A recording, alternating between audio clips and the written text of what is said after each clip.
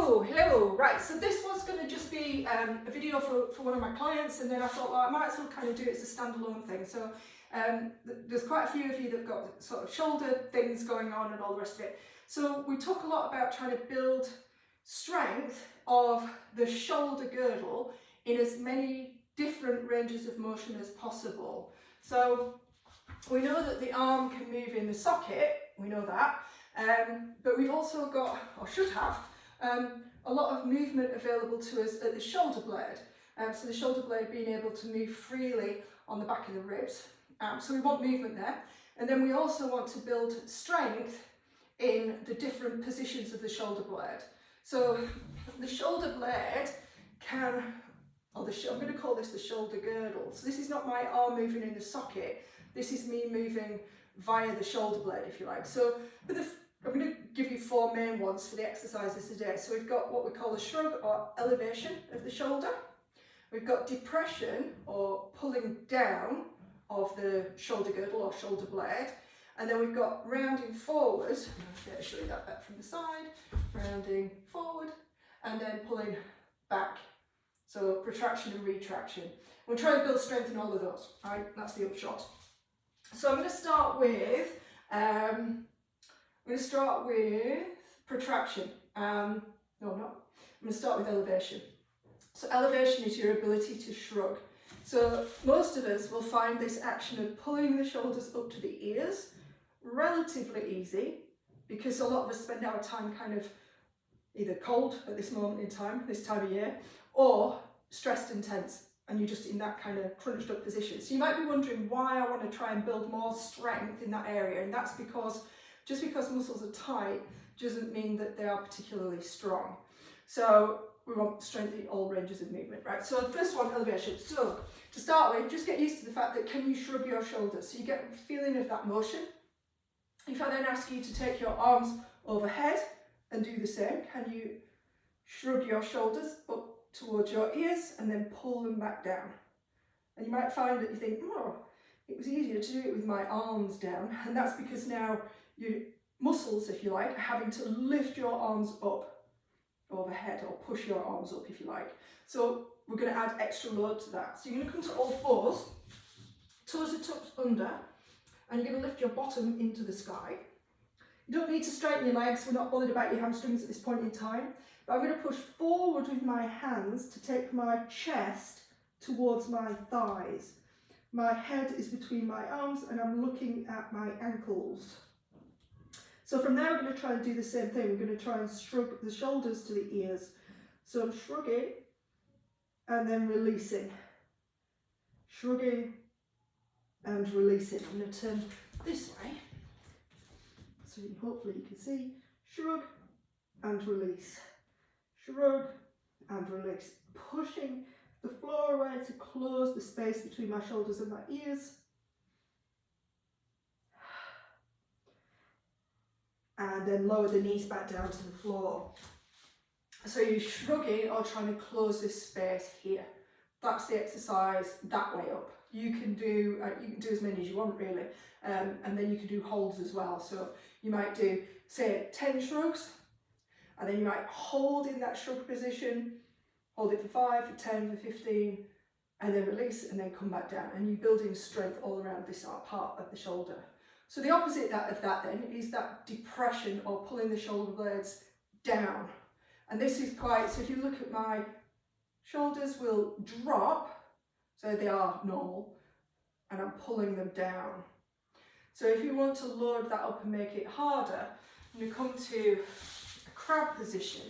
Fingertips pointing back if they will, or if you need to be slightly out to the side, we can live with that. So the rest of me is almost like a capital M shape. So I'm pulling the shoulder blades back a little bit and lifting my chest up just so I'm not collapsing. I'm trying not to generate too much tension here. So if I said to you now, use the arms to push or lift your hips off the floor, what most people will do is push into their feet and lift the hips using their abs, the legs. But I'm not using my shoulders there. What I want you to try and do is push your hands through the floor. So as I push my hands through the floor, my shoulder blades come down and my hips lift. And I shrug the shoulders up towards the ears to lower me back down. So it's a de-shrug or an anti-shrug. So I'm pushing the floor away to lift up. Your bottom might not clear the floor. Mine comes off the floor. Yours might still be on the floor because you just don't have the strength to get your shoulder blades to come down further to get your hips higher. So you can see that's all coming from my shoulder blades moving as opposed to me lifting my hips where nothing's working in the shoulders. So again, you're going to feel this one in your wrists. Those of you that work with me will know what to do about it. I'm not doing a wrist video exercise for general public here. Wrist mobility, there's another video, do that one. So same again, you find your position and you think about pushing your hands through the floor. And you can hold. And it might be that the holding version of this exercise is where you need to start rather than lifting and lowering, especially if you find that you lift and lower by lifting your hips up rather than pushing your hands down into the floor. There's a difference between the two. So that's those two exercises, one for this movement, one for this movement. Both as important as the other, I would say, but you're probably going to find that pushing the floor away and pushing down feels like harder work for most of you that I work with anyway. All right, so then we've got the protraction, so the forward movement, and the retraction, the backwards movement, and both of them are done on your belly. So you come down onto your front, and you're on your elbows, elbows under shoulders. Let me see if I can get into that position where you might be able to see. In fact, I'm just going to get rid of that because then my top might show better against the floor. Yeah. All right, so I'm on my elbows, my toes are tucked under. It can be flat, but toes tucked under. So we've got the idea of spreading the shoulder blades wide. So that's me bringing my shoulder blades together, and then I'm taking them wide. And I want to spread my shoulder blades as much as possible. If you feel like you don't have much range of movement in there, go do the rhomboid push-up video. All right, so that will develop that range of movement.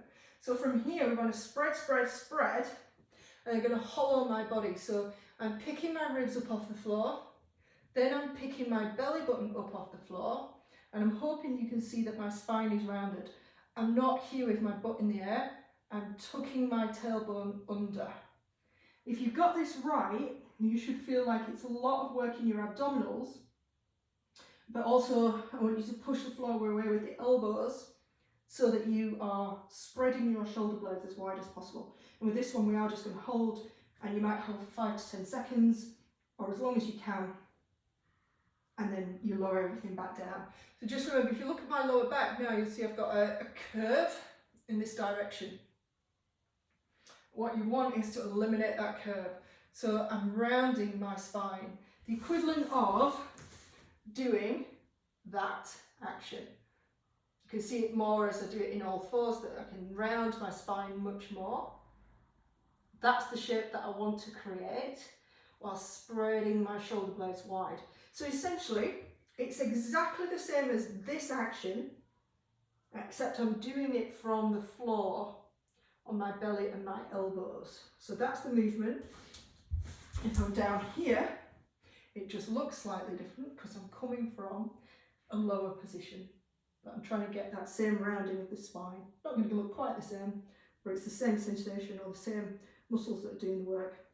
And then lower back down. Oh. And you should feel like you've done something when you've done it. All right, so that's the protraction or spreading the shoulder blades wide. The last one is retraction or pulling the shoulder blades closer together. I'm trying to develop strength there. So this one takes your spine into extension. So like I say, with all of these videos, even though this one's going to be public, if you're not sure, don't do it. These videos are really for my clients and my group class participants to practice in between, and they've had me with eyes on them, and so they know what they're doing and how to modify stuff. All right, so for the rest of us, your nose is pointing to the floor, neck in line with spine. Feet can be hip distance apart because your hips are not going to do anything. And then we're going to take the hands down by your side, and we've got thumbs up. So I want the backs of my hands pointing towards my legs, my thumbs up towards the ceiling, and from there I'm going to lift my chest up. It's not about height. It's about getting the chest off the floor. I'm still looking at the floor.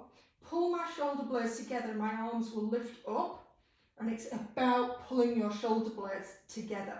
So I want to keep the height of my chest and squeeze like hell.